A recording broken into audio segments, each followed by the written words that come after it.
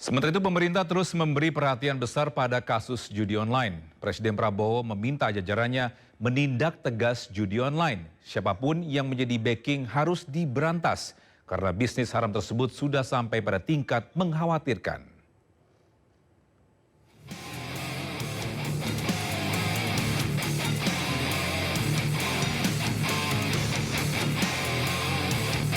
Hal tersebut disampaikan Presiden Prabowo Subianto dalam sidang Kabinet Paripurna yang digelar di Istana Negara kemarin. Kepala Kantor Kepresidenan Hasan Nasbi mengatakan, Presiden meminta aparat penegak hukum untuk serius dan tidak ragu menangani judi online. Secara tegas, Prabowo juga menyebut agar tidak main-main untuk memberantas judi online dari tanah air. Hal senada ditegaskan kembali Menteri Komunikasi dan Digital Mutia Hafid. Mutia menekankan pesan Prabowo agar semua pihak bersinergi untuk memberantas bisnis haram tersebut dengan membangun kerjasama antar lembaga. Ia juga meminta masyarakat bersabar karena pihaknya masih melakukan audit kasus-kasus judi online yang juga turut meracuni kementeriannya.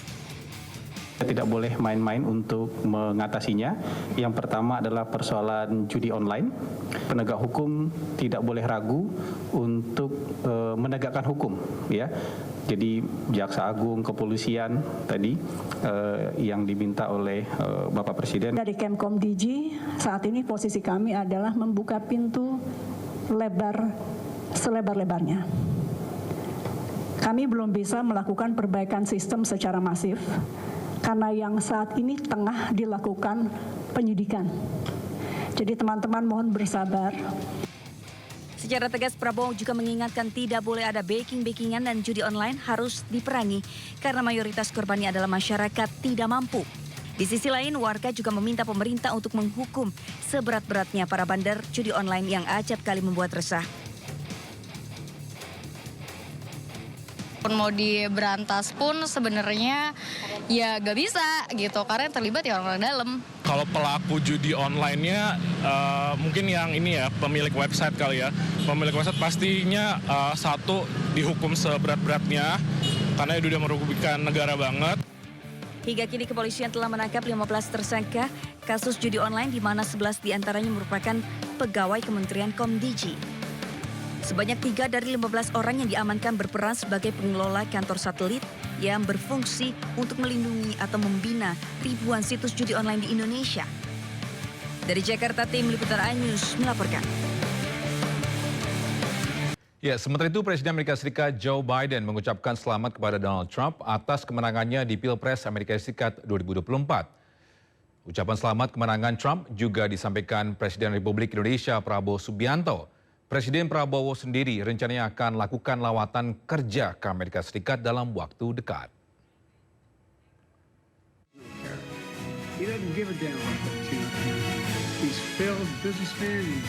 Melalui sambungan telepon, Presiden Amerika Serikat Joe Biden secara pribadi mengucapkan selamat kepada Presiden terpilih Donald Trump yang memenangkan Pilpres Amerika Serikat 2024.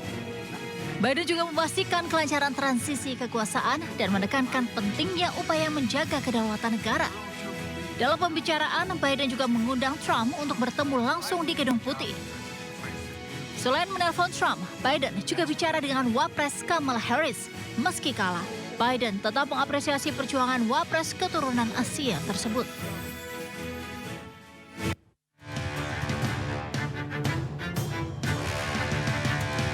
Usai Donald Trump memenangkan Pilpres Amerika Serikat, Presiden RI Prabowo Subianto mengucapkan selamat. Ucapan selamat disampaikan Presiden Prabowo Subianto menggunakan bahasa Inggris melalui akun media sosialnya.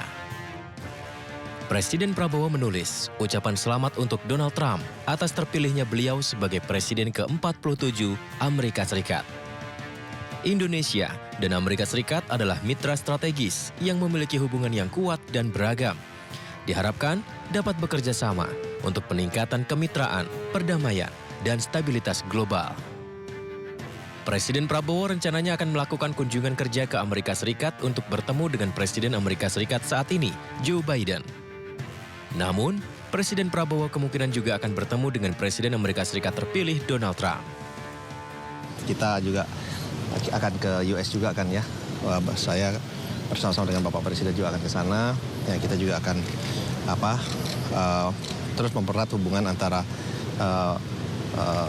US dan Indonesia juga, mungkin seperti itu. Kita sedang ini juga, kita kan sebagai tamu kita juga melihat semua kemungkinan yang baik dan sesuai juga dengan protokoler yang ada, gitu aja. Lawatan luar negeri Presiden Prabowo dimulai pada 8 November hingga 23 November mendatang. Rencananya Presiden Prabowo akan berkunjung ke Amerika Serikat setelah perjalanannya ke Cina. Tim Liputan iNews melaporkan. Pemirsa, pemerintah mengisyaratkan upah minimum provinsi akan naik pada tahun 2025 mendatang. Meski demikian, Menteri Ketenagakerjaan Yashirli mengatakan kepastian kenaikan UMP 2025 masih akan menunggu hasil harmonisasi produk hukum terkait. Menteri Ketenagakerjaan Yashirli mengisyaratkan upah minimum provinsi atau UMP akan naik pada tahun depan.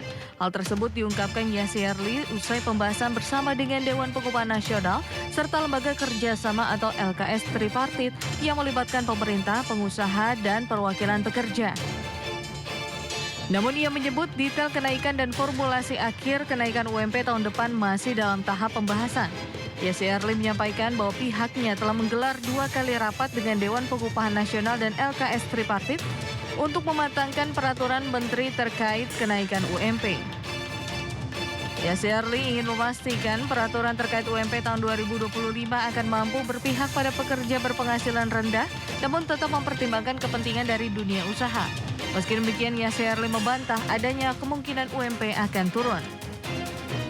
Namun pengumuman resmi terkait UMP tahun 2025 masih akan menunggu hasil harmonisasi produk hukum terkait, di mana rilis pengumuman resmi mengenai peraturan ini kemungkinan akan dilakukan sebelum 21 November 2024, meskipun ada peluang keterlambatan karena tahapan harmonisasi masih berlangsung.